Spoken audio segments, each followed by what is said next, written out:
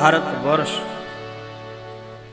અને આ ભૂમંડળમાં પવિત્રમાં પવિત્ર એ ભારત વર્ષ કયો છે, જેમાં જન્મ ધારણ કરવો એ તો પુણ્ય છે, પણ આ ભૂમિમાં મૃત્યુ પામે, મરણ પામે એ પણ ભાગશાળી છે. અને આવી પવિત્ર ભૂમિમાં શિવ ક્ષેત્રોમાં નિવાસ કરવો, કેવા કેવા શિવ ક્ષેત્રો છે. તો આ ધરતીમાં અનેક નદીઓ છે, અનેક તીર્થો છે. કેટલી નદીઓ કેટલા મુખવાળી છે એ બધાનું વર્ણન છે આમાં.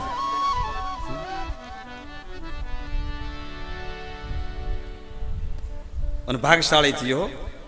શિવ મહાપુરાણમાં જે નદીનું નામ આપવામાં આવ્યું છે ને, સૌથી પહેલી સિંધુ નદી છે. પહેલા સિંધુ અને સમુદ્રનો સંગમ જ્યાં થતો, ભગવાન કોટેશ્વર મહાદેવ જ્યાં બિરાજમાન છે, સિંધુ કચ્છમાં આવીને સંગમ થતો સિંધુ નદીનો, જ્યાં ભગવાન કોટેશ્વર બિરાજમાન છે. એકવાર કોટેશ્વર દાદાનો પણ જય જયકાર કરી લઈએ.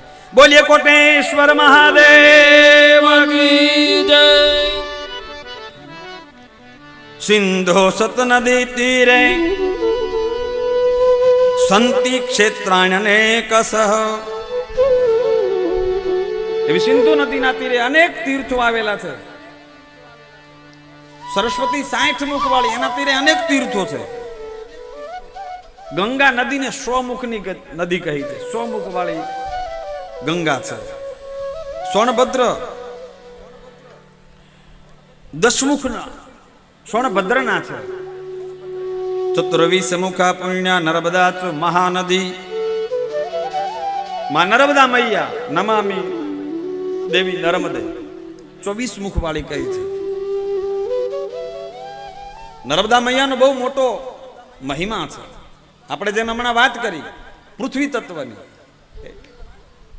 આપણે નદીની પરિક્રમા કરીએ, આપણે ગિરનારની લીલી પરિક્રમા કરીએ, આપણે વૃંદાવનમાં જઈએ, 84 કોષની પરિક્રમા કરીએ. શા માટે પરિક્રમા કરવાની છે? એની પાછળનું પણ વિજ્ઞાન છે. પૃથ્વી તત્વનું બેલેન્સિંગ રહે આપણા અંદર ભીતરમાં. પૃથ્વી તત્વની ઘટ આપણે વાત કરી ને, કે પૃથ્વી તત્વની ઘટ થાય તો પૃથ્વી તત્વનું બેલેન્સિંગ રાખવા માટે, કારણ કે પૃથ્વી તત્વ શિવ તત્વ છે. અને વિશેષત તમે પગમાં પગરખા પહેર્યા વગર જો પ્રદક્ષિણા કરો છો, કારણ કે પ્રદક્ષિણા ખરેખર એ પગમાં પગરખા પહેર્યા વિના જ થાય. આપણે મંદિરમાં પરિક્રમા કરી તો પગરખા પહેરીને કરીએ છીએ, હા? તો પછી ગિરનારી પરિક્રમા કરીએ, 84 કોષની પરિક્રમા કરીએ, પરિક્રમા તો પરિક્રમા છે. તમે 84 કોષની કરો કે મંદિરની કરો કે કોઈ દેવની પરિક્રમા કરો, ગૌ માતાની પરિક્રમા કરો. શાસ્ત્રોમાં તો વર્ણન છે, ગાય પણ પૃથ્વી તત્વ છે, સાક્ષાત પૃથ્વી તત્વ છે, એ ગૌ માતા છે. મોર વાયુ તત્વ છે, તુલસી અગ્નિ તત્વ છે. તો ભારતીય સંસ્કૃતિ સંપૂર્ણ વિજ્ઞાનમય સંસ્કૃતિ છે. ભારતીય સનાતન ધર્મ, અરે ભારતના સંત એ સાયન્ટિસ્ટ નથી, ભારતના સંતો છે ને એ સુપર સાયન્ટિસ્ટ છે. કારણ કે વિજ્ઞાનને પહોંચતા હજુ હજારો વર્ષ લાગશે. વિજ્ઞાન તો હવે સાબિત કરે છે કે પૃથ્વી ગોળ છે. આપણા બાપ દાદાઓ તો લાખો વર્ષ પહેલા શાસ્ત્રોમાં લખી ગયા પૃથ્વી ગોળ જ છે, ભૂગોળ, ખગોળ.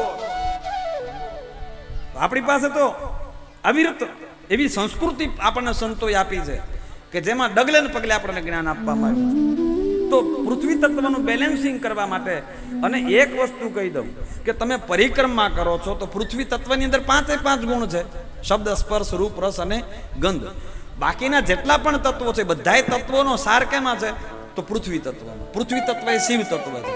અને તમે પૃથ્વીમાં અળવાના પગે પરિક્રમા કરો છો એટલે બધા તત્વોનું તમારા શરીરમાં બેલેન્સિંગ થઈ જાય છે, જેનાથી તમારી ઉર્વરા શક્તિ વધે છે.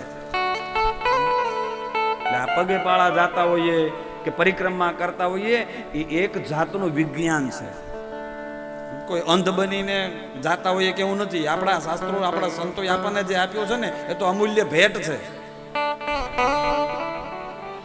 અને હવે તો બધાય માનવા તૈયાર છે. અત્યારે તો માને છે. સમજણ પડે ને ત્યારે આ તો બધાને ખબર પડે છે કે કરવા જેવું છે. આપણા બાપ દાદાઓ તો વર્ષોથી આ બધું કરીને ગયા છે, આપણા માટે છે. તત્વની શુદ્ધિ કઈ રીતે કરવી. આવા તો અનેક તીર્થો. નર્મદા મૈયા 24 મુખવાળી એ નદી છે ને એની પરિક્રમાનો વિશેષ મહિમા. આજ પણ લોકો નર્મદા મૈયાની પરિક્રમા કરે છે, ખુલ્લા પગે ઉગાડા પગે પરિક્રમા કરે છે. અને એવું વર્ણન કરવામાં આવ્યું છે કે ભયંકર કલયુગ આવશે ને ત્યારે કલયુગની નદીઓ બધી સુકાઈ જશે, પણ એક જીવંત જો આમાં રહેશે તો એ માત્ર નર્મદા મૈયા છે. નર્મદા જીવંત રહેવાની છે, તેના માટેનું આખું નર્મદા પુરાણ.